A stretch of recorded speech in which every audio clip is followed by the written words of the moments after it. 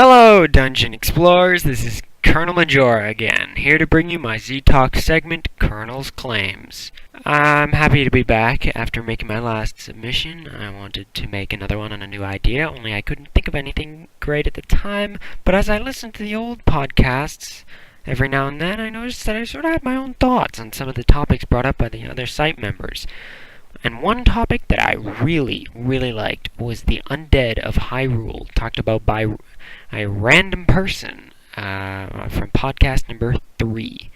If you haven't heard this submission, please go back and listen to it before you hear this. Random deserves that much. Random talks about how he thinks each type of undead creature in Hyrule is created, whether it's your simple re-dead or the ghost of Dalmpe the Gravedigger. And I thought, he's come up with a really good submission, but I don't really agree with everything he's saying, so I'm here to go over the points he brought up and give my own theory on them. Now, first off, quick disclaimer, this topic of the Hyrulian Undead is the original idea of RandomPerson. I'm merely giving my own opinions on the points he brought up. Random, if you're listening right now, I swear I'm not saying you're wrong about anything, and I'm certainly not saying that I'm right. I'm just comparing my theories to yours. I respect your opinion, and I hope that you enjoy hearing about mine. Anyway, let's get started. First off, I agree that the outcome is not random, and since Mr. Random Person says that each creature comes to be for a reason, since he seems like your standard expert on randomness, I'll take his word for it. Now for the actual creatures. First up, re-deads, everybody's favorite. Random said, to become a re-dead, you must die, have your body remain intact, and then be summoned back to the land of the living to guard, protect, or watch over something. This is very fair, but I think that to become a re-dead you have to, again, die and remain intact. Only, instead of being summoned back, I believe that you must be so wishful to remain in the world that you come back on your own. I think the ones guarding the graves in the temples in Ocarina of Time and in Icona Castle and Majora's Mask are the late guards of their specific areas who want to remain and do their duties. The ones in Ganon's strongholds must be old minions or accomplices that wish to keep working for or with him. And the ones in Arbiter's Grounds in Twilight Princess could be the old prisoners who died in jail and didn't want to die the way they did. And by the way, if you heard my last submission, you'll know what I mean when I say that I think the Arbiter's Grounds re-deads might be the remains of previously imprisoned Gyarados. Go back and listen to my last submission if you want to know what I mean by that, if you don't already know.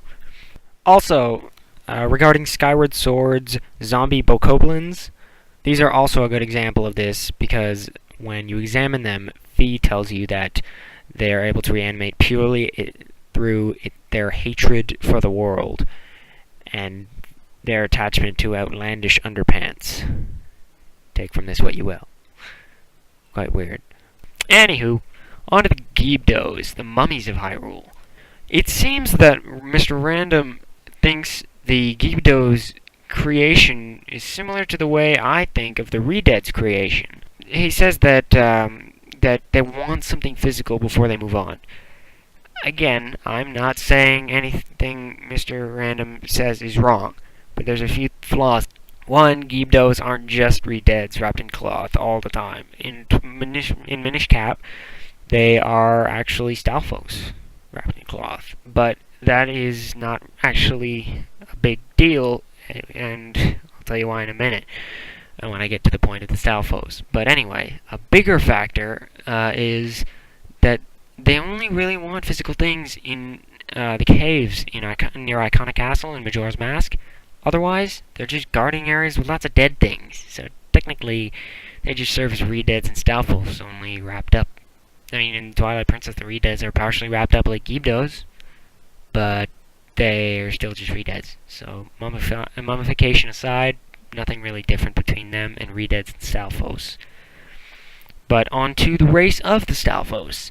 This can include the Stalfos, Stalfos warriors, Stall children, Stall hounds, Stall troops, Stall lord, the king of Icona, his subordinates, and on and on and on and on and on and on and on.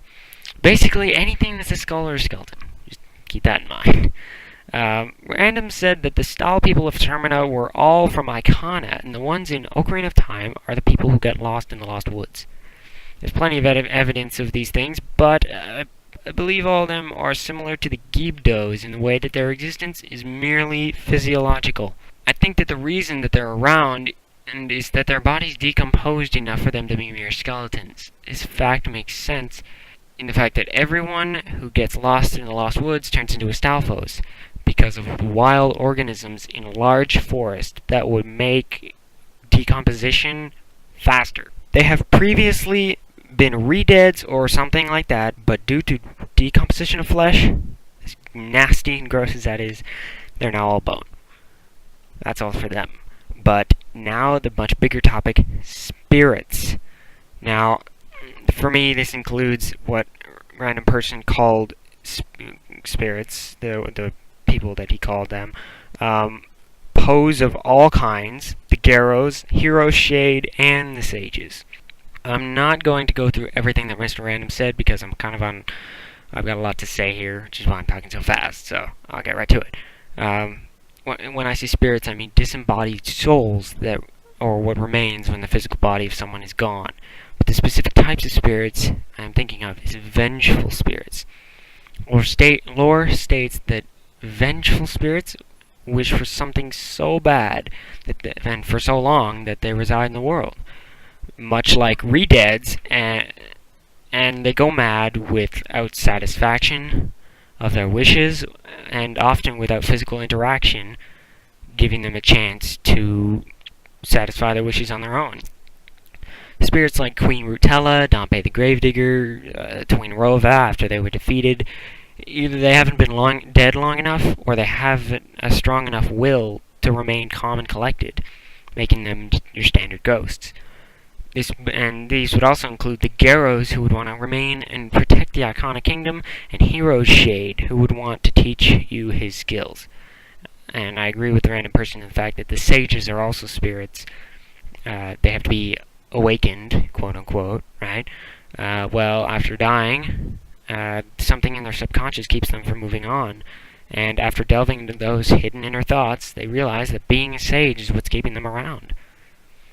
But finally, there's those ordinary people who can't keep their cool and give in to the violent insanity of being a powerless ghost. Yep, it's the pose. Pose are typically pointless, hardcore ghosts. If you look at the various poses in the Zelda series, they all seem angry at you at first, if not perpetually, for no real reason. The pose, big pose guineas from certain games, they all just simply get angry at you for stepping on their territory or on their gravesite. The pose sisters outright stop your progress through the Ocarina of Time Forest Temple, but are a bit calmer in Majora's Mask. Jalhala from Wind Waker, yeah, he's just a plain old monster, so let's not even regard him. The only exception seems to be the Composer Brothers and the Haunted Wasteland Guide of Ocarina of Time. I think that these pose are on the verge of being violent spirits, but not quite. I mean, the Haunted Wasteland Guide could be close, but not quite there. The Composer Brothers, on the other hand, are a bit different. In Ocarina of Time, they react to your presence and attack, but stop when they find out you're not evil. In Majora's Mask, only Sharp is especially nasty, and don't ask me why this is. This is a bit confusing and is anyone's guess. But, yeah, and there's my ramble for you about undead things. Yeah, it's all the time I have now for Colonel's Claims. Thanks again to RandomPerson for making such an awesome podcast submission in podcast number 3, and having some other great ideas for theories and stuff, like the Red Star theory from the Majora's Mask Month podcast last November, and his hilarious commercial break from the Christmas podcast in December. If I find that I think anything related to another person's old podcast submission, I'll try looking into it and recording again, and give my own thoughts. Until then, please give me feedback at Colonel-Majora@gmail.com. That's COLONELMAJORA@gmail.com. And if you're hearing this random person again, please don't think I don't respect your opinion, because I really do. Otherwise, I would not have been as interested in responding to your submission as I am.